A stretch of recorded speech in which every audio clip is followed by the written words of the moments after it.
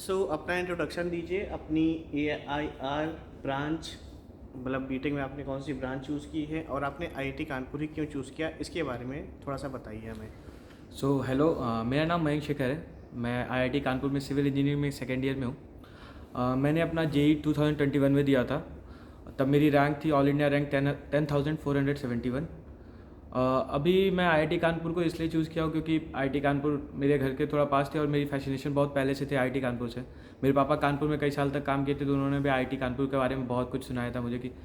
और एक चीज़ और थी आईआईटी कानपुर के बारे में कि जब हम छोटे थे तो हमने सुना था कि वो 10 साल तक लगातार वो नंबर 1 पे रही थी, तो उस वजह से भी एक फैसिनेशन था मेरा कि आईआईटी कानपुर एक बहुत प्रेस्टिजियस इंस्टीट्यूट है, वहाँ जाना है मुझे।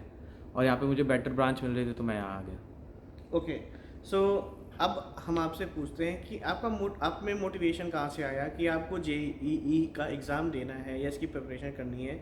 आप मोटिवेट कैसे हुए, आप में इंटरेस्ट कैसे जागा और उसके बारे में कैसे पता चला। स्टार्टिंग में मैं बताऊंगा तो 9th तक तो मुझे नहीं पता था आईआईटी जेई जैसा कुछ भी। 10th में आने के बाद मुझे पता चला, जब बच्चे एग्ज़ाम्स दे रहे थे अलग अलग कोचिंग इंस्टीट्यूट्स के लिए, तब मुझे पता चला कि हाँ, जेई जैसी कोई चीज़ होती है। मैथ्स में मेरा बहुत इंटरेस्ट था, मेरा पहले से हमेशा से मैं मैथ्स में बहुत अच्छा था।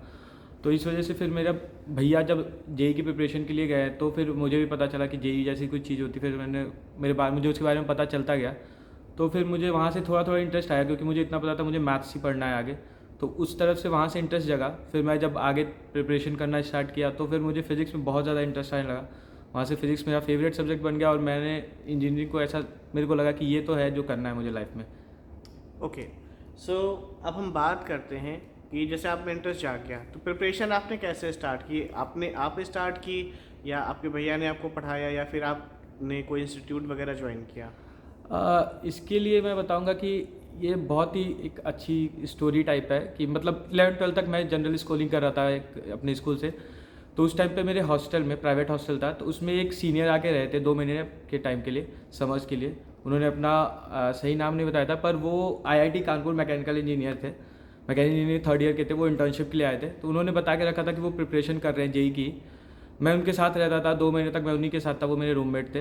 तो वहाँ से थोड़ा सा और मोटिवेशन आ गया। वो जब लास्ट में गए तो उन्होंने बताया कि वो आईआईटी कानपुर से अपना जब आईडी कार्ड दिखाया तो वो एक गूज़बम्स आए, वो जो फील आया, वो जो मोटिवेशन आया कि ये आईआईटी के बाद जो आईआईटी का वो कार्ड है वो दिखाने में क्या प्राउड फील आती है।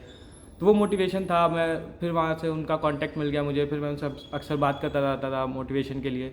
वो मुझे कॉलेज के बारे में बताते रहते थे कि सब यहाँ पे आने के बाद आसान हो जाएगा अगर बस तुम ये 2 साल अच्छे से प्रिपरेशन कर लो तो ये मोटिवेशन रहा है मेरा हमेशा। तो तैयारी आपने कैसे की, अपने आप से की, सेल्फ स्टडी की। स्टार्टिंग के 2 साल तो मैंने, हाँ, सेल्फ स्टडी, 12th तक तो सेल्फ स्टडी ही था। लास्ट में मैंने 1 साल ड्रॉप लिया था। तो ड्रॉप ईयर में मैंने, उस समय कोरोना चल रहा था, कोविड टाइम था, तो इस वजह से हमें कहीं प्रिपरेशन करने जा नहीं सकते थे, तो ऑनलाइन प्रिपरेशन ही की थी मैंने। तो सेल्फ ही था काइंड ऑफ, घर पे ही रह के हमें प्रिपरेशन करना पड़ा था। तो किस तरह के चैलेंजेस आपने फेस किए इनिशियल डेज में, क्योंकि इनिशियल डेज में जब तैयारी करते हो तो कहीं से आपको पता नहीं रहता है क्या करना है। तो स्टार्टिंग फेज में काफ़ी ज़्यादा प्रॉब्लम आती है, इनिशियल टाइम में काफ़ी ज़्यादा प्रॉब्लम होती हैं। तो आपको क्या प्रॉब्लम्स आई और आपने उनसे कैसे, मतलब उनको सॉल्व किया, कैसे उनका सामना किया। हाँ, स्टार्टिंग में प्रॉब्लम यही हो रही थी मेरे साथ कि मेरे को जो स्टार्ट के चैप्टर्स जब हम लोग प्रिपरेशन करते थे तो उसमें चैप्टर पढ़ने में उसमें मज़ा आ रहा है, अभी टाइम भी है हमारे पास, तो इसलिए मैं उस चैप्टर पे बहुत ज़्यादा टाइम डिवोट कर देता था। बाद में मुझे पता चलता है वो चैप्टर को इतना टाइम नहीं डिवोट करना चाहिए था, क्योंकि लास्ट में मेरे पास टाइम कम बच जाएगा। वो जब धीरे धीरे भैया पहले से प्रिपरेशन कर चुके थे तो उस वजह से थोड़ा बहुत गाइडेंस मिलता रहा, तो उस वजह से थोड़ा सा आसान लगा मेरे को। बाकी और भी प्रिपरेशन में चैलेंजेस मिले, क्योंकि उस टाइम पे ऑनलाइन था, फ़ोन मिल गया था, फ़ोन मुझे पहली बार मिला था, तो सोशल मीडिया डिस्ट्रैक्शंस और भी अदर जो डिस्ट्रैक्शंस थे ये भी काफ़ी ज़्यादा थे, तो उस वजह से भी थोड़ा बहुत मैं टाइम वेस्ट करता रहता था। तो ये भी डिस्ट्रैक्शंस थे, इनको भी ओवरकम करने के लिए मैंने स्ट्रिक्ट रूल्स बनाए अपने लिए कि मैं फ़ोन को ऐसे यूज़ करूँगा प्रिपरेशन टाइम पे, जब मैं पढ़ रहा हूँगा उस समय फ़ोन को पक्का ही बंद करके रखूँगा, एरोप्लेन मोड पे डालूंगा। लैपटॉप मंगाया मैंने पापा से, ताकि मतलब लैपटॉप पे ही पढूँ, फ़ोन में बहुत सारी चीज़ें इधर उधर हो जाता था तो डिस्ट्रैक्शन होता था। लैपटॉप में काफ़ी चीज़ें पढ़ाई से लिमिटेड रहती थी, तो आराम रहता था मुझे। अच्छा, फ़ोन अगर बात करते हैं डिवाइसेस में, तो फ़ोन, टैबलेट या लैपटॉप, इनमें से कौन सा आपको बेटर लगता था चलाने में, ऑपरेट करने में। आपको किस पे लगता है कि स्टडी बेटर हो सकती है। हाँ, मेरे हिसाब से टैबलेट बेटर रहेगा, अगर बढ़िया टैबलेट मिल जाए, क्योंकि टैबलेट पे आप ऑलमोस्ट सारी चीज़ें कर सकते हो। लैपटॉप्स मैंने यूज़ करता था, मैं खुद लैपटॉप यूज़ करता था। लैपटॉप पे ये रहता है पढ़ने के लिए आसान रहता है, पर टैबलेट को आप लैपटॉप की तरह यूज़ कर सकते हो। और सबसे अच्छी चीज़ ये रहती है कि आप लैपटॉप से जो PDF नोट्स मिलते हैं या फिर जो भी मिलते हैं उसको आप लिख सकते हो। वो जनरली मैं फ़ोन से ही करता था, स्टाइलस से, तो उसमें थोड़ा सा फ़ोन पे नहीं अच्छा रहता है। वो लैपटॉप अगर टैब रहे तो टैब ओवरऑल सब हर चीज़ के लिए काम देता है, टैब में कीबोर्ड लगा के, तो वो बेटर रहता है मेरे हिसाब से। अगर बात करते हैं एनसीईआरटी बुक्स की, तो इनका क्या रोल रहता है जेईई की प्रिपरेशन में? तो आपके ओपिनियन के अकॉर्डिंग इनसे कौन कौन से, जो जैसे फिज़िक्स केमिस्ट्री मैथ्स हैं, तो इनमें कौन से टॉपिक्स जो हैं वो एनसीईआरटी की तरफ से आपको पुल करने चाहिए यहाँ पर जेईई की प्रिपरेशन के लिए, या फिर सारे ही टॉपिक्स आप ले सकते हो? और अगर और बात करते हैं कि इसमें वैल्यूएबल जो टॉपिक्स हैं, वैल्यूएबल पॉइंट्स हैं, वो कौन से हैं, और किस सब्जेक्ट में सबसे ज़्यादा हेल्प मिली एनसीईआरटी की बुक्स से, तो आप क्या बताएंगे? हाँ, एनसीईआरटी के बारे में मैं बोलूँगा कि एनसीईआरटी केमिस्ट्री, स्पेशली केमिस्ट्री बहुत ही स्पेशल है, वो बहुत ही हेल्पफुल रहती है जेईई के लिए। मैथ्स में भी जो एक्स्ट्रा प्रॉब्लम्स जो होते हैं वो भी काफ़ी अच्छे प्रॉब्लम्स होते हैं। स्पेशली जेईई मेंस के लिए आप कह सकते हैं कि एनसीईआरटी मैथ्स इज़ सफिशिएंट, आप उससे कर सकते हैं। एनसीईआरटी मैथ्स ही अगर बस कर रहे हैं तो फिजिक्स में एनसीईआरटी की बुक्स थोड़ी सी कम पड़ेंगी, क्योंकि फिजिक्स के लिए हमें बहुत ज़्यादा क्वेश्चंस, बहुत अच्छे लेवल के क्वेश्चंस थोड़े करने पड़ते हैं, तो उसके लिए एनसीईआरटी की बुक्स थोड़ी सी कम पड़ती हैं।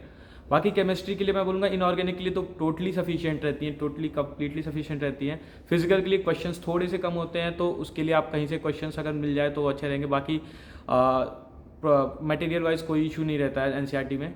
एनसीईआरटी केमिस्ट्री की तो बेस्ट है, ऑर्गेनिक में भी मटेरियल वाइज कम रहता है, बस मटेरियल वाइज सही रहता है, बस क्वेश्चंस में थोड़ा बहुत कम रहता है। मैथ्स में आप डिसेंट है, मैं कह सकता हूँ, क्वेश्चंस बहुत ज़्यादा नहीं रहते तो प्रैक्टिस आप ज़्यादा नहीं कर सकते, पर जेईई मेंस तक के लेवल के लिए ठीक है।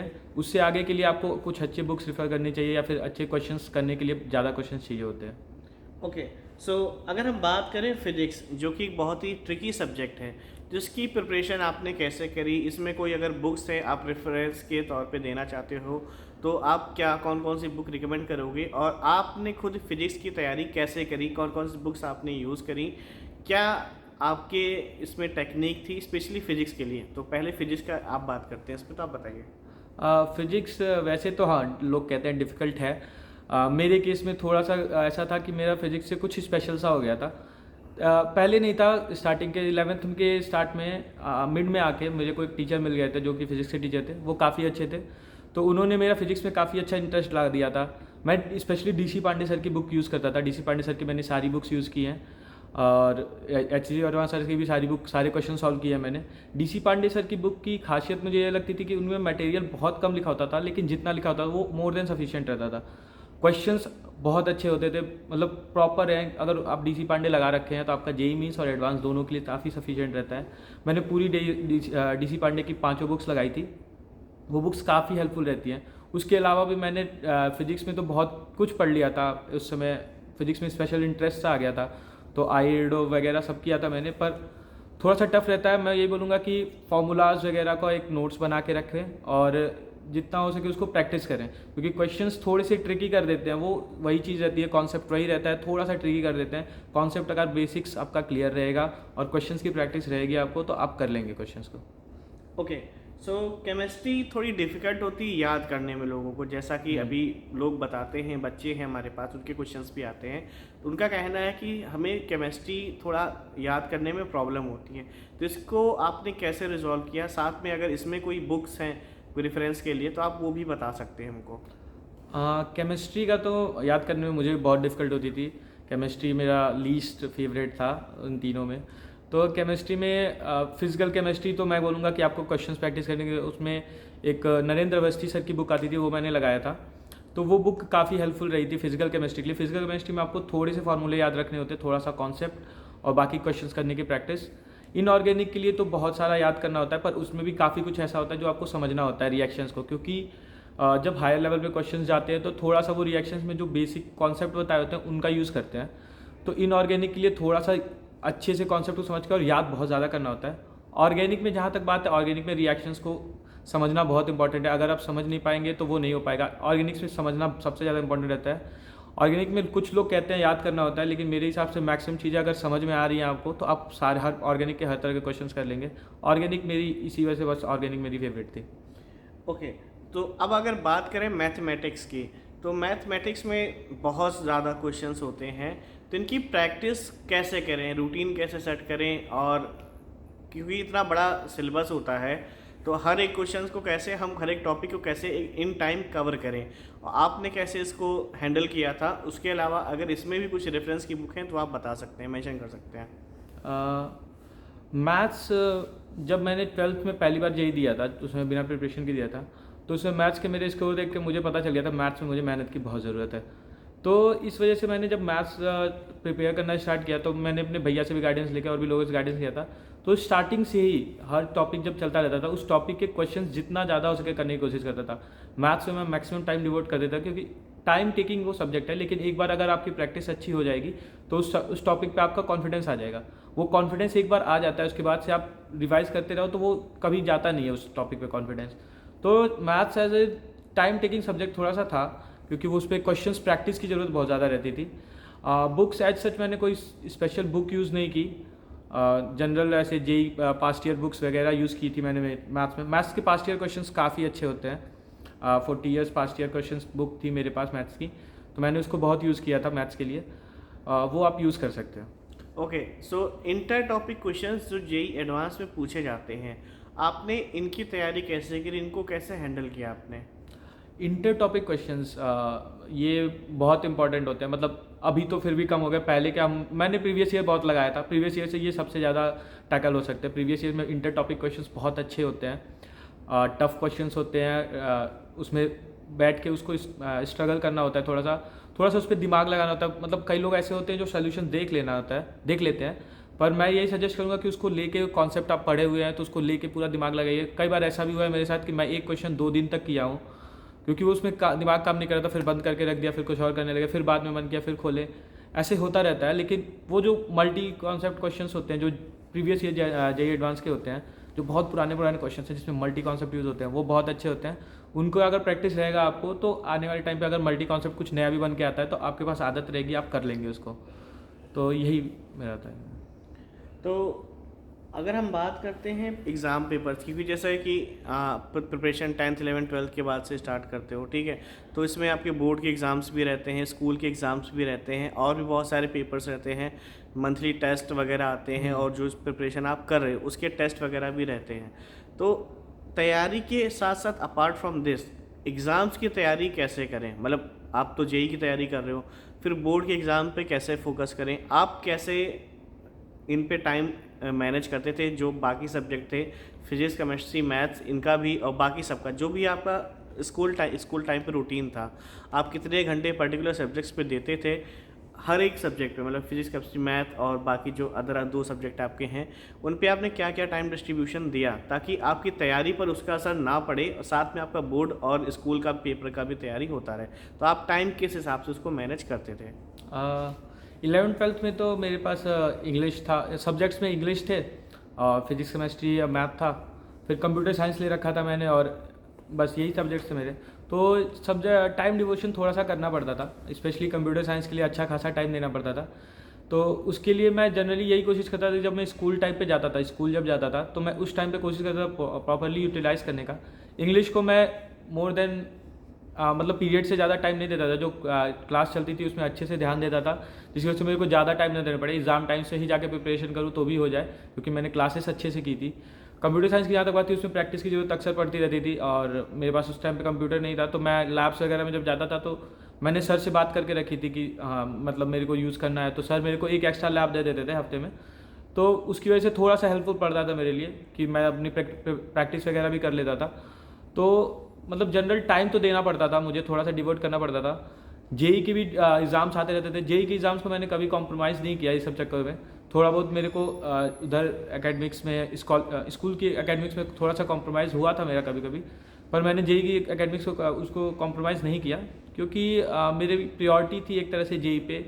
तो मैंने जेई पे काफ़ी फोकस रखा था, उसके सारे एग्ज़ाम्स के लिए प्रॉपर प्रिपरेशन करना और उसके लिए एग्ज़ाम देना। मैंने टेस्ट सीरीज़ लेके रखा था, मैंने भैया से कनेक्ट करके एक टेस्ट सीरीज़ ली थी, तो वो टेस्ट सीरीज़ मैं देता था और अच्छे से देता था। तो उसके लिए मैं प्रिपेयर्ड रहता था। और एग्ज़ाम्स ये जो आते थे इनके लिए भी थोड़ा सा टाइम एक्स्ट्रा निकालना पड़ता था, थोड़ा सा उस दिन नाइट में ज़्यादा पढ़ना पड़ेगा, थोड़ा सा कम सोना, वो हो जाता था, लेकिन वो मैनेज करना पड़ता था थोड़ा सा। Okay, so overall apart from school आप घर पे कितना देर पढ़ाई करते थे, और इंडिविजुअल सब्जेक्ट्स पे जीई वाले उस पे कितना कितना घंटा आप पर्टिकुलर सब्जेक्ट पे टाइम देते थे अपार्ट फ्रॉम स्कूल? जेई के लिए मैं तो जब प्रिपरेशन टाइम चलता था हमारा स्टार्टिंग में, तो मैथ्स को हम ज़्यादा टाइम देते थे। मैथ्स को मतलब ऑलमोस्ट हाफ टाइम मैथ्स को दे देते थे, और थोड़ी सी बहुत कम टाइम मैं केमिस्ट्री को देता था, और बीच का टाइम फिजिक्स को देता था। अराउंड मैं कह सकता हूँ कि 2 to 3 आवर्स फिजिक्स को देता था, 4 to 5 आवर्स मैं मैथ्स को देता था, और 1 to 2 आवर्स मैं केमिस्ट्री को देता था। केमिस्ट्री का कभी कभी थोड़ा स्किप भी हो जाता था, क्योंकि केमिस्ट्री में टॉपिक्स कुछ लॉन्ग चलते थे और वो समझने का ज़्यादा नहीं रहता था, तो उस वजह से थोड़ा सा टाइम स्किप भी रहता था। लेकिन मैथ्स में काफ़ी टाइम दिया है मैंने, रेगुलर बेसिस पे ज़्यादा टाइम देके क्वेश्चंस प्रैक्टिस किए, क्योंकि उसमें क्वेश्चंस अक्सर ऐसा हो जाता था कि हम स्ट्रगल करते रहते थे, टाइम लगता था एक क्वेश्चन करने में, तो इस वजह से थोड़ा टाइम ज़्यादा खिंच जाता था। और अपार्ट फ्रॉम दिस, क्योंकि हमारे पास टाइम नहीं रहता था, क्लासेस भी चलती रहती थी और ये भी रहता था, तो थोड़ा सा टाइम कंस्ट्रेंट भी रहता था, तो इस वजह से थोड़ा सा इशू आया। पर ज़्यादा टाइम मैथ्स को दिया, उसके बाद फिजिक्स को, उसके बाद से केमिस्ट्री को। ओके, तो जैसा कि आपने बताया कि आप 7 से 8 घंटे रोज़ाना अपार्ट फ्रॉम स्कूल केवल जेई की प्रिपरेशन के लिए यूज़ करते थे, उसे यूटिलाइज़ करते थे, तो ऐसे में तो दिमाग थोड़ा सा परेशान हो जाता होगा, क्योंकि इतना ज़्यादा पढ़ने के बाद फिर थोड़ा सा प्रॉब्लम आने लगती है। हाँ। कहीं ना कहीं मेंटली स्ट्रेस और लोड बढ़ता है, तो उस लोड को, स्ट्रेस को आप कैसे हैंडल करते थे? क्या आप योगा करते थे, आप साइकिलिंग करते थे, या कोई और स्पोर्ट्स था या कोई एक्टिविटी थी जो आप करते थे? आप उसके बारे में थोड़ा बताइए कि आप माइंड को अपने काम कैसे रखते थे? मतलब साइकिलिंग वगैरह तो हमारी होती ही थी। मेरा माइंड काम करने का मेन था, मेरे दोस्त थे, मतलब हम हॉस्टल में रहते थे, हमारे दोस्त थे। जब भी मुझे फ्री टाइम मिलता, जब भी मैं फ्रस्ट्रेट होता था या फिर कुछ ऐसा डिमोटिवेशन लगता था, मैं दोस्तों के पास जाता था, दोस्तों से बात करना, दोस्त बताते थे ये ऐसे कर रहे हैं, हम ये कर रहे हैं, वैसे वो थोड़ा सा रिलैक्सिंग लगता था। हम उनके साथ बैठते थे, बातें करते थे, कुछ ऐसे जनरल बातें, अपनी चीज़ें शेयर करते थे। फिर बाहर घूमने जाना, थोड़ा बहुत कुछ खा पी लिए, कुछ अपने फेवर के लिए कुछ कर लेते थे, कि खुद को हैप्पी करने के लिए कुछ टेस्टी खाना, या फिर बाहर जाके कुछ ऐसे फास्ट फूड वगैरह खाना, ताकि खुद को काम रख सके और अच्छा कर सके, खुद को हैप्पी रखते थे जितना टाइम हमें फ्री मिलता था। बाकी स्पोर्ट्स के लिए मैं बैडमिंटन बहुत खेलता था। मतलब बैडमिंटन मेरा एक स्पोर्ट्स टाइप हो गया था, कि मैं डेली बैडमिंटन खेल रहा हूँ, क्योंकि मतलब बैडमिंटन खेलने में एक अच्छा लगता था मुझे, और वो रिलैक्स होता था। उस टाइम पे मैं बिल्कुल भी पढ़ाई के बारे में नहीं सोच रहा होता था, बहुत ही अच्छा लगता था मुझे वो बैडमिंटन खेल के आने के बाद। मुझे भी लगता था हाँ चलो इतना टाइम खेल लिया है, अब चलो बैठ के पढ़ लेते हैं, तो वो एक मोटिवेशन बना रहता था और रिलैक्स भी होता था मैं। तो जैसा कि आपने बताया कि आप जेई के लिए मोटिवेटेड थे, तो कम से कम 2 से 3 साल तो आपने इसको डिवोट किया ही होगा। तो इतना एक लंबा टाइम स्पैन होता है, आदमी इजीली डिस्ट्रैक्ट हो जाता है, क्योंकि कहीं ना कहीं उसे लगता है एक टाइम बाद कि यार कहाँ फंस गए हम, ठीक है, और इतना ज़्यादा स्ट्रेस पड़ रहा है, लोड पड़ रहा है। तो आपने इसको कैसे हैंडल किया? आप कैसे खुद को मोटिवेट रख पाए इतने सालों तक, और सक्सेस की ओर आप बढ़े? तो कैसे आपने ये सब चीज़ें मैनेज की? ये मतलब जो मोटिवेटेड, स्टे मोटिवेटेड है, इस पार्ट को मतलब कैसे मोटिवेटेड रहे आप इतने दिनों तक कि आप अपने पाथ से डिस्ट्रैक्ट नहीं हुए जेई की जर्नी में? तो ये कैसे आपने किया, इसके बारे में थोड़ा सा बताइए। जेई प्रिपरेशंस में मेरे पे प्रेशर भी था एक तरह से, क्योंकि मेरे भैया पहले से जेई की प्रिपरेशन कर चुके थे, वो ऑलरेडी एक आईआईटी में थे, तो एक तरह से प्रेशर भी था मेरे पास, क्योंकि भैया गए थे तो मुझे भी करना था। पेरेंट्स, मेरे पापा एक मिडिल क्लास फैमिली से हैं, तो उनकी भी एक्सपेक्टेशंस थी, और मैं भी चाहता था अपने पापा की एक्सपेक्टेशंस पूरा करना। मैंने खुद ही चूज़ किया था सब कुछ, तो मुझे मन था इंजीनियरिंग में, आईआईटी बेस्ट इंजीनियरिंग कॉलेज में आने का, और आईआईटी ही जाना था मुझे। तो ये मोटिवेशन तो मेरे अंदर था, क्योंकि मोटिवेशन के लिए मैं एक लाइन हमेशा खुद को बोलता था, क्योंकि अभी जो मैं इस 1.5 साल 2 साल में जो भी करूँगा, ये चीज़ मेरे आने वाले 4 साल डिसाइड करेगी, और वो आने वाले 4 साल मेरी लाइफ डिसाइड करेंगे। तो ये एक बहुत कॉमन लाइन थी जो मैं अपने आप को हमेशा बोलता था, क्योंकि ये बहुत यूज़फुल रहा मेरे लिए। मैं जब भी डिमोटिवेट होता था, जब भी होता था, तो मैं यही सोचता था कि बस ये करना है, इसके बाद से सब सेट हो जाएगा। और ये लाइन मैं बोल बोल के खुद को मोटिवेट किया। मैंने मोटिवेशन के लिए कई बार आईआईटीज़ के वॉलपेपर लगाए थे अपने फ़ोन में, और आईआईटीज़ के वीडियोस देखते थे उनके, कि वहाँ पहुँचने के बाद क्या लाइफ है। कई सारी आईआईटीज़ के वो टूर्स देखता था, वर्चुअल टूर्स वगैरह, फिर कहानियाँ सुनते थे, सीनियर से बात करते थे जो ऑलरेडी आईआईटीज़ में हैं, तो वो बताते थे कि हाँ ठीक है, प्रिपरेशन अभी बस कर लो, यहाँ आने के बाद तुम्हें बहुत आराम हो जाएगा, बहुत बहुत अच्छी चीज़ है, यहाँ पे बस एक बार आ जाओ तो लाइफ ऑलमोस्ट सेट हो जाएगी, यहाँ पे आने के बाद वो स्ट्रगल्स नहीं रहेंगे जो तुम्हें दूसरे कॉलेजेस में स्ट्रगल मिलेगा। तो ये सब चीज़ें मोटिवेट करती थी मुझे। साथ में मम्मी पापा भी हमेशा मोटिवेट करते रहते थे कि ठीक है, आराम से पढ़ाई करो, तुम, हमारे तरफ से कोई प्रेशर नहीं है, तुम आराम से पढ़ाई कर सकते हो। तो ये सब चीज़ें थी मोटिवेशन के लिए मेरे पास। सो जैसे हम बात करें कि आपने सेल्फ स्टडी करी, ठीक है, उसके थ्रू आपने जेई को क्रैक किया, तो आप उन बच्चों को क्या मैसेज देना चाहते हो जो सेल्फ स्टडी करके जेई को क्रैक करना चाहते हैं? उनको आप क्या मैसेज पास करेंगे? देखो, सेल्फ स्टडी वाले बच्चों को मैं तो एक चीज़ तो ये बोलूँगा कि टाइम का ध्यान देना। अक्सर यही होता है सेल्फ स्टडी में कि टाइम मैनेजमेंट नहीं हो पाता है। कभी तुम स्टार्टिंग में जब हम प्रिपरेशन करते हैं तो जैसे जो बच्चे कहीं ना कहीं किसी से प्रिपरेशन कर रहे होते हैं तो उनका एक फिक्स टाइम स्टैम्प होता है, वो एक पर्टिकुलर टॉपिक को इतना ही टाइम देते हैं। सेल्फ स्टडी में स्टार्टिंग में ये चीज़ गड़बड़ हो जाती है। स्टार्टिंग में हम कोई टॉपिक को बहुत अच्छे से पढ़ लेते हैं, लास्ट तक आते आते टाइम कंस्ट्रेंट होने की वजह से हम लास्ट के इंपॉर्टेंट टॉपिक्स भी अगर बचे होते हैं तो उनको भी कम टाइम में पढ़ते हैं। तो वो टाइम डिस्ट्रीब्यूशन का मैं एक चीज़ ज़रूर बोलूँगा कि इसको ध्यान देना। ये गलती मेरे से भी हो गई थी स्टार्टिंग में, तो ये चीज़ ज़रूर ध्यान देना। किसी भी सीनियर से कनेक्ट करो, सोशल मीडिया है कैसे भी है, सीनियर से कनेक्ट करो, तुम्हें मिल जाएंगे सीनियर्स, उनसे गाइडेंस ले लो, वो गाइडेंस भी देते हैं, तुम्हें बुक्स वगैरह भी मिल जाएंगी। आजकल सब मिल जाता है, फ्री में आराम से मिलता है। तुम्हें बुक्स भी मिल जाएंगी, कई सारी वेबसाइट्स हैं, कई सारे ऐसे मतलब कॉरपोरेशंस हैं जो तुम्हें फ्री में बुक्स भी डिलीवर कर देती हैं। तो ये सब करके तुम प्रिपरेशन कर सकते हो। टाइम का मैं बोलूँगा टाइम मैनेज बस करना, और ज़्यादा लोड लेने की ज़रूरत नहीं है, हो जाता है, बस मन से करना होता है। तो जैसे कि प्रिपरेशन का टाइम काफ़ी लंबा था आपका, तो उसमें आपसे कुछ मिस्टेक्स भी हुई होंगी, क्योंकि आपने कहीं ना कहीं जो गोल रखा होगा रैंक लाने के लिए, आप शायद उस तक पहुंच ना पाए हो, या आपने उसको पा भी लिया हो, तो कुछ ना कुछ मिस्टेक आपने की होंगी जो आप उससे अच्छा परफॉर्मेंस नहीं कर पाए। कहीं ना कहीं आपको लगता होगा, आप रिग्रेट करते होगे। तो क्या मिस्टेक्स थी जो दूसरे रिपीट ना करें, आप उनको बताइए। मैंने कुछ मिस्टेक्स, मेरी भी एक्सपेक्टेशंस काफ़ी हाई थी, मैं बहुत अच्छा रैंक लाऊंगा, टॉप कॉलेज के टॉप ब्रांच में जाऊंगा, पर हाँ मैंने कुछ मिस्टेक्स की थी। सोशल मीडिया वगैरह जिसमें बहुत ज़्यादा था कि मैं फ़ोन बहुत ज़्यादा स्टार्टिंग में यूज़ करता था। बाद में जब मेरा एक आध मैंने टेस्ट दिए, फिर मुझे रियलाइज़ हुआ कि मैं टाइम तो बहुत ज़्यादा, मेरे को लगता है मैंने टाइम दिया, पर उसमें से बहुत ज़्यादा टाइम मेरा फ़ोन ले लेता था। तो इस वजह से ये फ़ोन एक तरह से बहुत मेजर चीज़ थी जो मेरा टाइम ले लेता था। तो ये मिस्टेक अक्सर हो जाती है, क्योंकि आजकल ऑनलाइन पढ़ाई जो जनरली बच्चे करते हैं तो उनके पास फ़ोन रहता है, फ़ोन में हर तरह के डिस्ट्रैक्शंस होते हैं, तो इस वजह से थोड़ा सा डिस्ट्रैक्ट मैं भी हो गया था। बाकी पढ़ने के टाइम पे भी मैं कभी कभी ऐसा करता था कि कुछ सब्जेक्ट अगर अच्छे नहीं लगते थे, कोई टॉपिक अच्छा नहीं लगता था, तो मैं उसको एज इफ स्किप कर देता था, जिसकी वजह से मेरे को लास्ट में बहुत प्रॉब्लम्स हुई। लास्ट के टाइम पे जब लास्ट में जेईई मेंस जब एग्ज़ाम्स आ जाते थे तो मेरे को वो टॉपिक तो पढ़ना ही पड़ता था, और लास्ट में वो और प्रेशर के चक्कर में और भी ज़्यादा नहीं समझ में आता था। तो ये भी एक गलती मैंने की थी कि मैं टॉपिक्स को स्किप करता था अगर पसंद नहीं आता था मुझे। अगर पहले ही थोड़ा बहुत उसको जनरल लेवल पे भी अगर पढ़ के रखा रहता आगे पढ़ने के लिए, तो भी मेरे लिए आसान पड़ता। तो ये कुछ मिस्टेक्स थी जो मैंने किया था, पर मैं आपको सजेस्ट करूँगा कि प्लीज़ इस मिस्टेक्स को ना करिएगा। ओके, सो आपके अकॉर्डिंग राइट टाइम क्या होना चाहिए प्रिपरेशन स्टार्ट करने का? जैसे अगर कोई जेईई की प्रिपरेशन स्टार्ट कर रहा है, तो क्या उसे 10th से स्टार्ट करना चाहिए, 11th से स्टार्ट करना चाहिए, 12th के आफ्टर करना चाहिए, या इससे भी पहले, मतलब 10th के पहले स्टार्ट करना चाहिए? आप क्या बताना चाहेंगे? मेरे हिसाब से 11th बेस्ट टाइम होता है। 11th में जब आप जा रहे हैं, एंटर कर रहे हैं, 11th स्टार्ट हो रहा है, उस टाइम पे अगर आपको पता है आपको जेईई के लिए प्रिपेयर करना है, तो आप जैसे जैसे 11th के टॉपिक्स पढ़ते रहेंगे, वैसे वैसे आप उसको उस हिसाब से पढ़ते रहेंगे, उस हिसाब से उस प्लान के हिसाब से पढ़ते रहेंगे, तो आपको बहुत चीज़ें आसान पड़ेंगी। अगर आप 11th से लेट करेंगे तो फिर वो जो टॉपिक्स पीछे चले गए हैं, जो आप पहले से पढ़ चुके हैं, उनको आपने उस लेवल पे नहीं पढ़ा था कि आप जेईई के लिए प्रिपेयर किए थे, तो उसको आपको वापस से पढ़ना पड़ेगा। पहले भी पढ़ना is not a good option मेरे हिसाब से, क्योंकि इतना भी पहले प्रेशर लेने की कोई मेरे हिसाब से ज़रूरत नहीं रहती। 11th से अगर आप स्टार्ट करेंगे आराम से हो जाता है। अधिकतर लोग 11th से ही करते हैं और आराम से हो जाता है। तो 11th से अगर आप प्रिपरेशन स्टार्ट करें, 11th 12th तक हो जाता है। अगर नहीं होता है तो भी आप ड्रॉप ईयर लेके आराम से कर सकते हैं।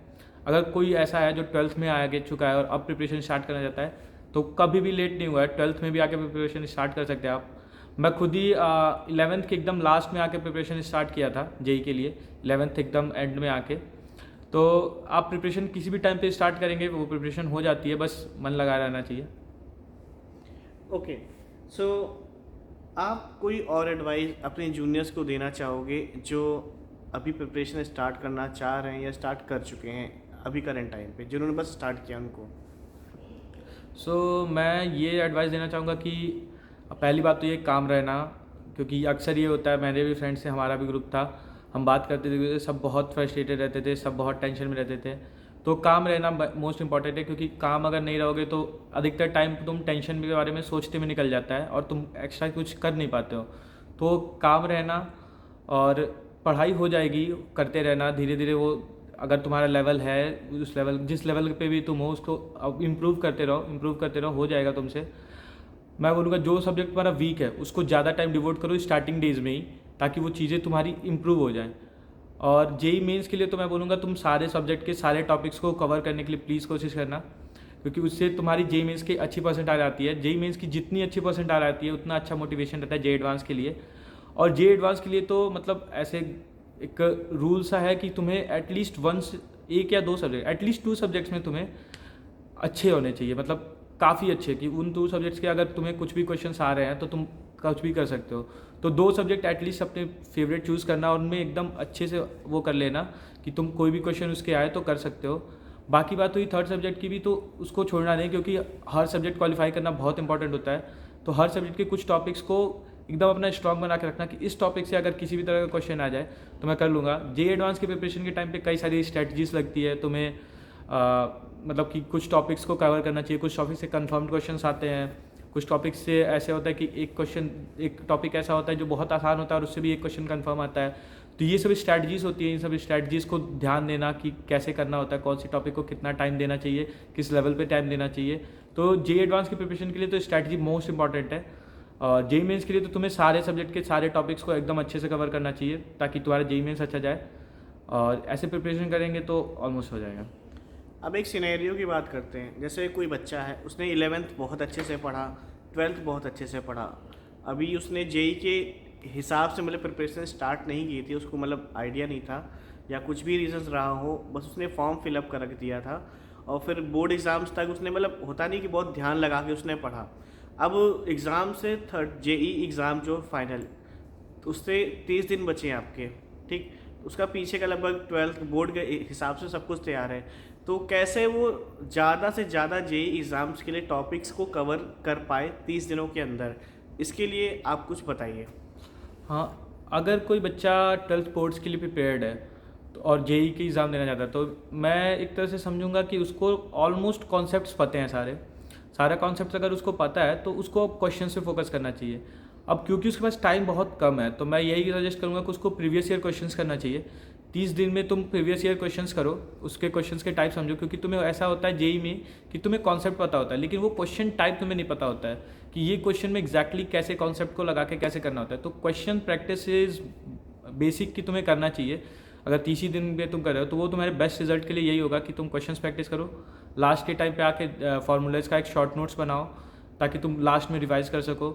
एक तरफ से सारे टॉपिक्स को कवर करने की कोशिश करो 30 ही दिन में, मतलब एक एक करके जितना हो सके मैक्सिमम कवर करने की कोशिश करो कि थोड़ा थोड़ा लुक दे दें उसको, ताकि वो एक तरह से दिमाग में एक बार रिवाइज हो जाए। और उसका एक शॉर्ट नोट्स टाइप जो भी तुम्हें कंफर्टेबल लगे वो बना के रखो ताकि तुम लास्ट मिनट पे रिवाइज कर सको।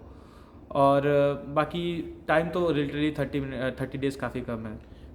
अगर जैसे 30 डेज़ कम आपने बोला, अगर इसको हम बोलें 3 महीने, तो एग्ज़ाम से बच्चा जैसे पढ़ता आया, थोड़ा बहुत पढ़ता आया, जेई के बारे में उसे थोड़ा सा पता था तो उसके बारे में पढ़ता रहता था और उसने बोर्ड के एग्ज़ाम्स के हिसाब से भी पढ़ाई करी 12th तक की। फिर अब उसे 3 महीने पहले से मतलब क्या स्ट्रेटजी अपनानी चाहिए कि वो बोर्ड के एग्ज़ाम पे भी उसका इम्पैक्ट ना हो और जेई की प्रिपरेशन भी, मतलब जेई के एग्ज़ाम से 3 महीने पहले क्या स्ट्रेटजी अपनाए कि उसका जेई का एग्ज़ाम भी अच्छा से हो जाए मेंस का? तो मैं तो ये जैसा टाइमिंग अभी चलता है जेई मीन्स और बोर्ड्स के हिसाब से, मैं ये सजेस्ट करूँगा कि जेई मीन्स फर्स्ट जब रहता है तब तक तुम्हें जेई मीन्स पे आराम से फोकस करना चाहिए। उसके बाद का जो 1-1.5 महीने का आराम सा टाइम मिलता है उसमें तुम बोर्ड्स पे फोकस कर सकते हो। उसके बाद फिर से तुम्हें टाइम मिलेगा जेई मीन्स के लिए, फिर से तुम्हें टाइम मिलेगा जेई एडवांस के लिए। तो वो ऐसा अभी तो टाइम सिनेरियो चल रहा है। तो मैं ये सजेस्ट करूँगा अगर 3 महीने बचे हैं तुम्हारे जेई मीन्स के लिए तो तुम अच्छे से क्वेश्चंस करने की कोशिश करो।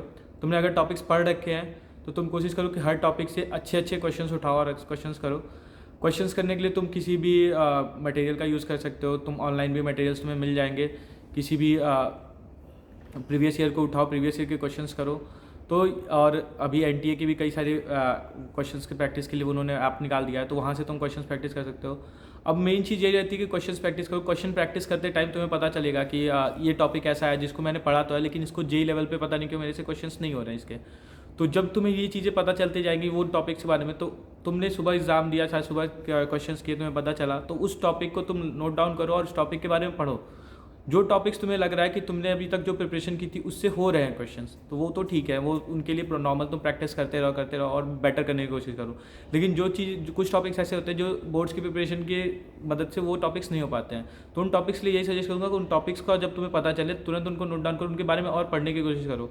सब तुम्हें इंटरनेट पर मिल जाएगा और सब कुछ फ्री मिलता है। तुम मटेरियल खोजो, उसको पढ़ो, सीनियर से कनेक्ट करो जिनके पास, जो उन्होंने ऑलरेडी कुछ पढ़ाई की है, या फिर तुम्हारे क्लासमेट्स जो पढ़ चुके हैं उनसे कनेक्ट करो। उनसे अगर कुछ मटेरियल मिल जाए, कुछ हेल्प मिल जाए, तो उनसे हेल्प लेके करने की कोशिश करो।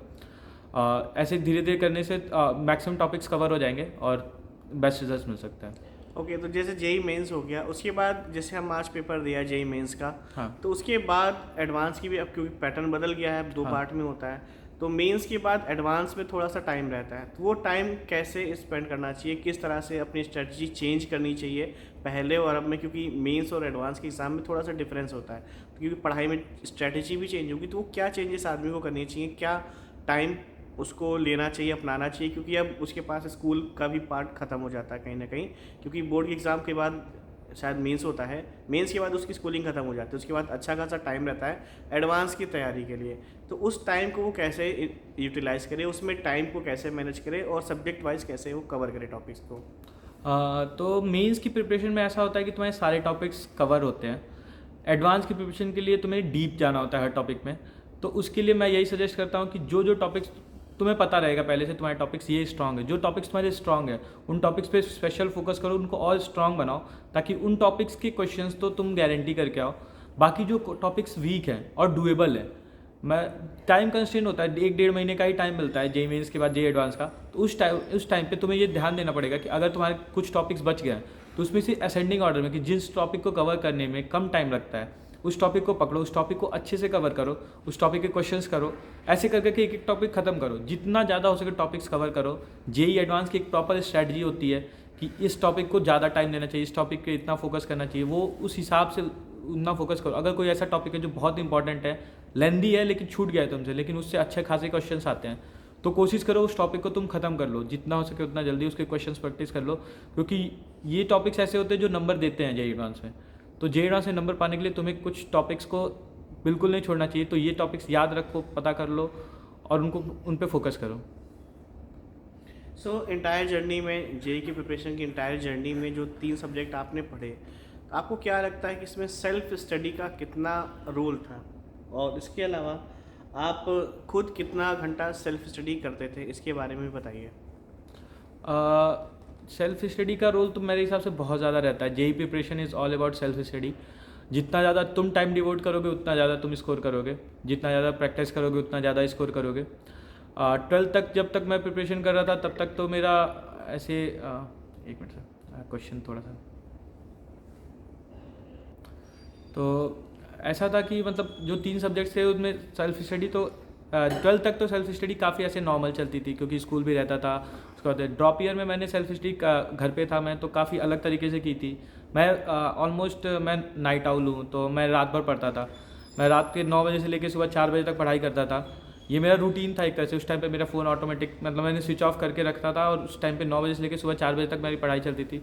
4 बजे मैं सो जाता था, फिर 12-1 बजे मैं उठता था, और फिर उसके बाद से खाना पीना, फिर शाम को थोड़े बहुत क्वेश्चंस देखता था, 5 से 6 बजे तक क्वेश्चंस देखता था। फिर उसके बाद से फैमिली के साथ थोड़ा टाइम स्पेंड करता था। फिर उसके बाद से खाना वाना खा के फिर 9 बजे बैठ जाता था मैं। मेरा रूटीन कुछ ऐसा था, क्योंकि घर पे थोड़ा सा रात में सन्नाटा भी रहता था, और मेरे को रात में जगना थोड़ा कंफर्टेबल लगता है, तो इस वजह से मैं वैसे ही पढ़ाई किया था।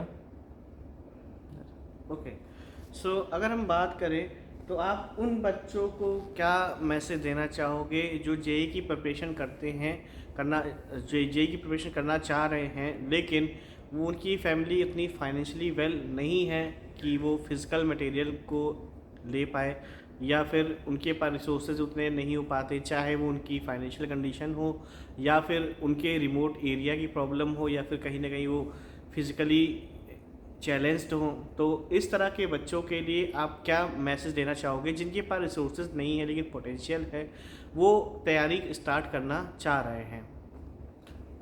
ऐसे बच्चों को मैं बोलना चाहूँगा कि प्रिपरेशन तुम कर सकते हो। पहली बात तो कॉन्फिडेंस लाओ अपने अंदर कि तुम कर सकते हो, कोई भी चीज़ रोक नहीं सकती तुम्हें। आजकल ऑनलाइन सब कुछ मिलता है, हर चीज़ हर जगह फ्री में मिलती है। तुम्हें बस थोड़ा सा स्ट्रगल करके जाना पड़ेगा, तुम्हें जाना पड़ेगा उनके पास। आईआईटी पाल है जो कि फ्री में सारे लेक्चर्स देती है, नोट्स देती है, वहाँ पे भी तुम जा सकते हो। और भी कई सारे ऐसे फ्री इंस्टीट्यूट्स हैं जो तुम्हें फ्री में लेक्चर्स वगैरह देंगे, नोट्स मिल जाते हैं। फिजिकल मटेरियल्स भी तुम्हें कई सारे ऐसे वेबसाइट्स हैं जो जिन पे तुम अगर रिक्वेस्ट करोगे तो फिजिकल मटेरियल्स भी तुम्हें प्रोवाइड कर देते हैं। तो तुम्हें थोड़ा सा खोजना पड़ेगा, थोड़ा सा कनेक्ट करना पड़ेगा। तुम सोशल मीडिया हैंडल के से किसी भी सीनियर से कनेक्ट कर सकते हो, कोई ऑलरेडी जो कॉलेज में जा चुका है उनसे कनेक्ट कर सकते हो, उनके स्टडी मटेरियल्स वगैरह के लिए। तुम्हारे दोस्त वगैरह से तुम कनेक्ट कर सकते हो, किसी से भी कि तुम स्टडी मटेरियल वगैरह ले लो, तुम्हारी पढ़ाई हो सकती है, तुम ऑनलाइन पढ़ सकते हो। That's it.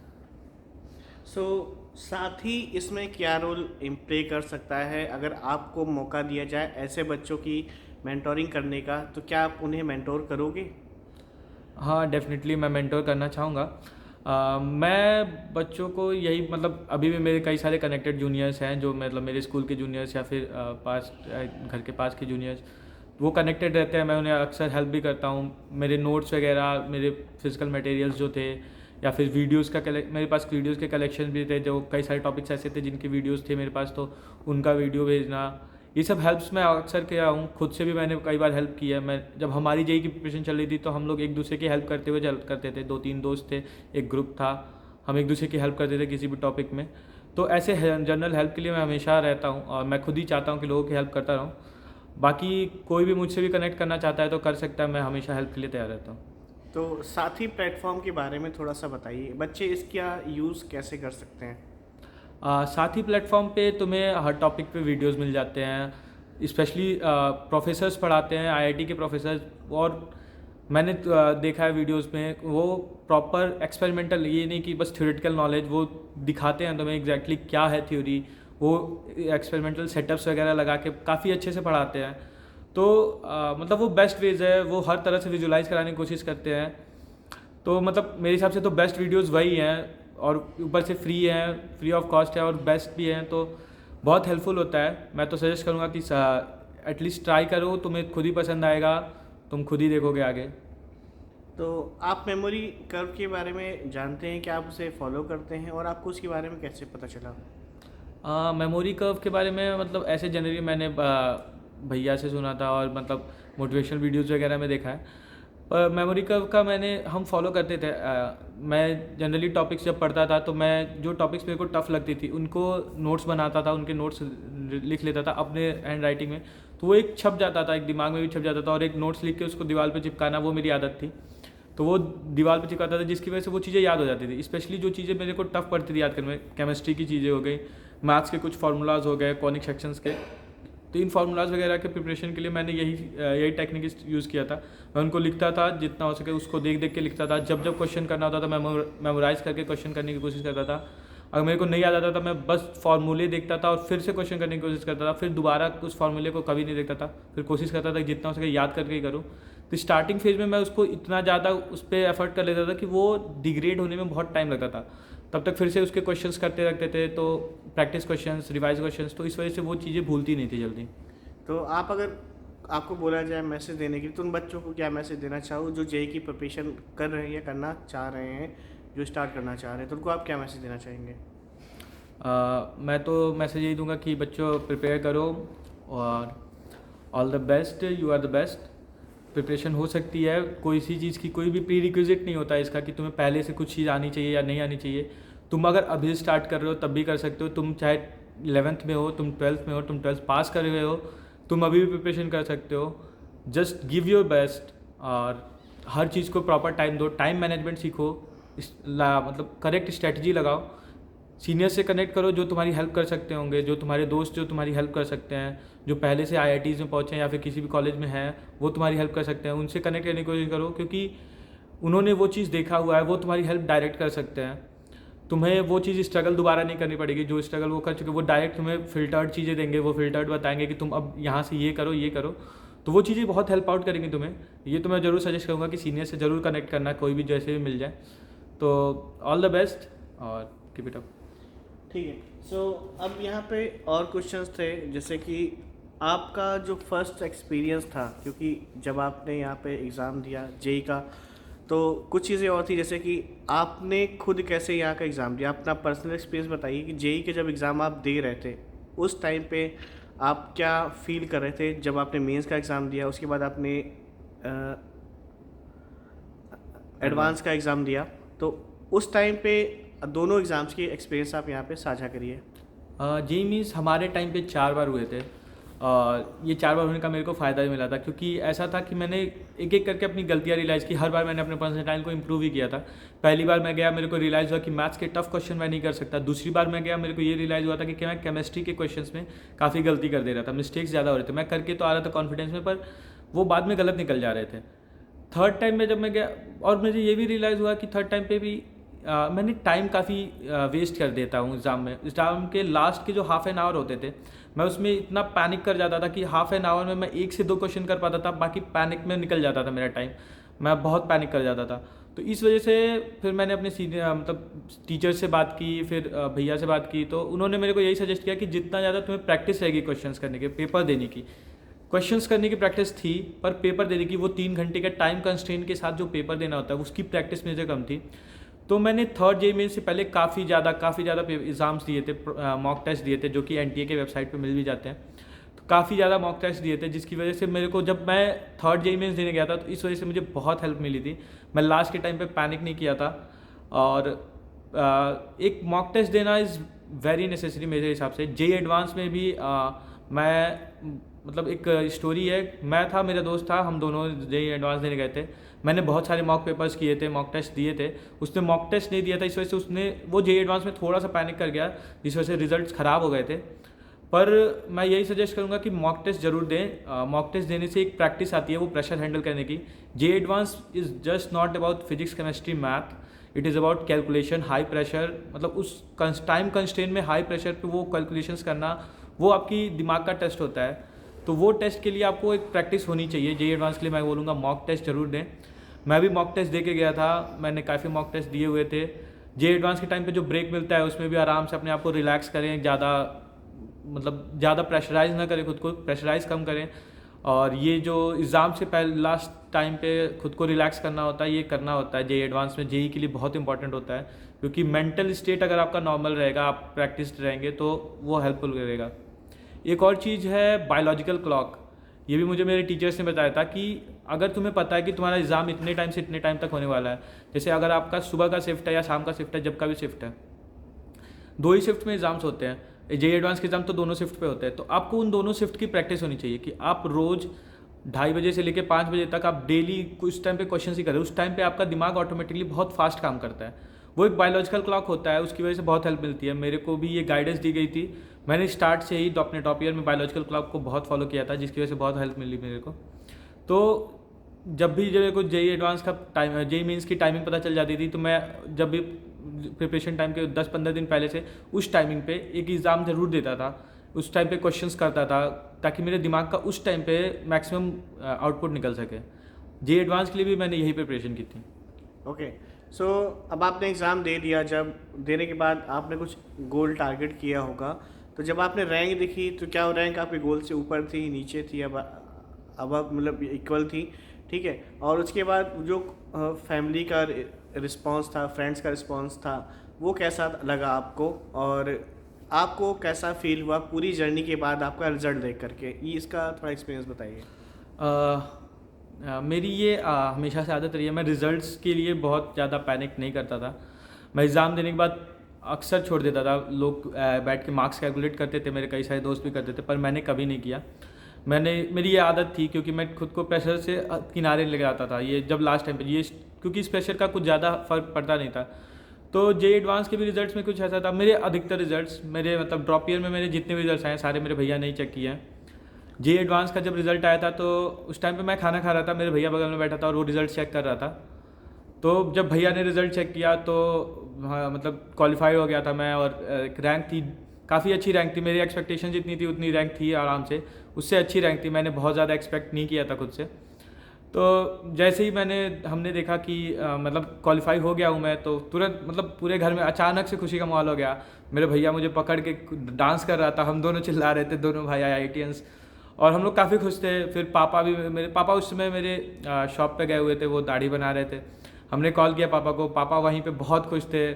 पापा मतलब वापस आए, मैंने पापा का आशीर्वाद लिया, पापा एकदम रो दिए थे ऑलमोस्ट। तो वो टाइम काफ़ी खुशी वाला था। फिर उसके बाद से हमने काउंसलिंग के लिए अप्लाई किया। मेरे सारे दोस्तों ने मुझे कॉन्ग्रेचुलेट किया, मेरे सारे दोस्त भी काफ़ी खुश थे। तो बहुत अच्छा मोमेंट रहता है जब JEE क्वालिफाई हो गया था, उसके लिए तो बस थैंक यू। तो उसके बाद फिर जब आप काउंसलिंग के बाद यहाँ कैंपस आए, तो कैंपस का फर्स्ट एक्सपीरियंस क्या था? क्योंकि आप घर छोड़ के आए थे, तो कहीं ना कहीं आपको फील हुआ होगा कि घर छोड़ के आए हैं। फिर यहाँ का कैंपस आपको कैसा लगा? आने के बाद यहाँ के हॉस्टल, मेस का खाना और यहाँ का इन्वायरमेंट कैसा लगा? सीनियर्स से आपके रिलेशंस कैसे बने यहाँ पर? उन्होंने क्या आपकी हेल्प करी इन सब पूरी चीज़ों में? तो इनके ऊपर भी थोड़ा सा हमें बताइए। तो कैंपस आने घर से इमोशंस की बात है तो मैं 9th क्लास से 12th क्लास तक मैं बाहर रहा हूँ, हॉस्टल्स में रहा हूँ। तो इस वजह से मेरा इस वजह से ज़्यादा अडॉप्टेबल में इशू नहीं आया मेरा। लेकिन हाँ, घर से जब मैं आया तो उस टाइम पे ऐसा था कि हमारी जब कॉलेज जर्नी स्टार्ट हुई थी तो वो कोविड टाइम था, तो हमारी कॉलेज जर्नी ऑनलाइन स्टार्ट हुई थी। हमें सेकेंड सेमेस्टर में यहाँ बुलाया गया था। तो जब हम यहाँ आए थे, हमारी मतलब बस हमें कॉलेज आना था, क्योंकि हमें बस बहुत ड्रीम्स देख के रखे थे कि IIT कॉलेज जाना है, ये करना है, वो करना है, और बस हमें कॉलेज आना था। जैसे ही हम कॉलेज आए, मतलब बस खुश थे, हम बहुत खुश थे कॉलेज देख के। हमें बस प्राउड हो रहा था हमें खुद पे, क्योंकि ये चीज़ ऐसा लग रहा था जो हमने कमाई है। हमारे साथ हमारे पेरेंट्स थे, हम उन्हें कॉलेज दिखा रहे थे, क्योंकि ऐसा लग रहा था ये चीज़ जो है मतलब मैंने कमा के अपने पापा को दिखा रहा हूँ कि हाँ पापा देखिए ये मैं कमा के लाया हूँ। ऐसा ये प्राउड मोमेंट था वो। तो वो काफ़ी अच्छा था कॉलेज लाइफ जैसे ही हम एंटर किए। कॉलेज लाइफ में आने के बाद यहाँ पे काफ़ी कुछ चेंजेस आ गए नॉर्मल लाइफ से। यहाँ पे काफ़ी अलग प्रॉब्लम्स होती हैं, यहाँ पे अलग ही चीज़ें होती हैं। यहाँ पे आके काफ़ी स्किल्स भी सीखा मैं, काफ़ी सारे क्लब्स हैं वह उसमें जाना, सीनियर्स से कनेक्ट करना इज़ वेरी हेल्पफुल। मेरे सीनियर्स ने काफ़ी हेल्प किया है हर चीज़ में, कभी भी ज़रूरत पड़ती थी सीनियर्स हमेशा हेल्पफुल रहते थे यहाँ पे। और मैं यहाँ पे ड्रामा क्लब में भी था और भी कई सारे क्लब में, इंटर IIT भी गया मैं। तो ये कॉलेज पे आने के बाद कॉलेज लाइफ इज़ काफ़ी हैपनिंग होती है। यहाँ पे अलग स्ट्रगल्स होती हैं, लेकिन यहाँ पे अलग इन्जॉयमेंट भी होती है। यहाँ पे आने के बाद एक लेवल अप हो जाता है अपनी पर्सनैलिटी में, अपनी हर चीज़ में। तो वो अच्छा लगता है, वो काफ़ी अच्छा होता है। घर के खाने में और यहाँ के खाने में कुछ डिफरेंस महसूस हुआ? हाँ, वो जब हम स्टार्ट में आए थे तो हमें यहाँ का खाना काफ़ी वो अच्छा लगता था, पर वो एक रिपीट होता है हर हफ्ते, एक ही चीज़ जो रिपीट होती है, इस वजह से थोड़ा अच्छा नहीं लगता। और बाकी घर का खाना तो हमेशा ही घर का खाना रहेगा। तो घर जाने पे तो एकदम सुकून मिल जाता है खाने के मामले में, तो ये तो है। ओके, सो बहुत ही अच्छा एक्सपीरियंस था आपके साथ। तो आप अपनी तरफ से एक फाइनल मैसेज कर दीजिए बाकी सारे बच्चों को जो आपको देखकर, अभी इस वीडियो को देखकर मोटिवेट होंगे, तो उनके लिए आप फाइनल मैसेज क्या पास करना चाहेंगे? तो बच्चों, मैं यही बोलूँगा कि तुम बेस्ट हो, तुम प्रिपरेशन करो, आराम से करो, काम रहो, मेंटल स्टेट को अपने काम रखो, क्योंकि वो बहुत इंपॉर्टेंट। मेंटल स्टेट काम रहेगा तुम्हारे बेस्ट रिजल्ट्स मिलेंगे। तुम जब अपना बेस्ट दोगे तुम्हारे बेस्ट रिजल्ट्स मिलेंगे। तुमको जो भी कॉलेज मिलेगा, जो भी ब्रांच मिलेगा, बेस्ट मिलेगा तुम्हारे हिसाब से। तुम बस काम रहो और प्रिपरेशन करते रहो। All the best.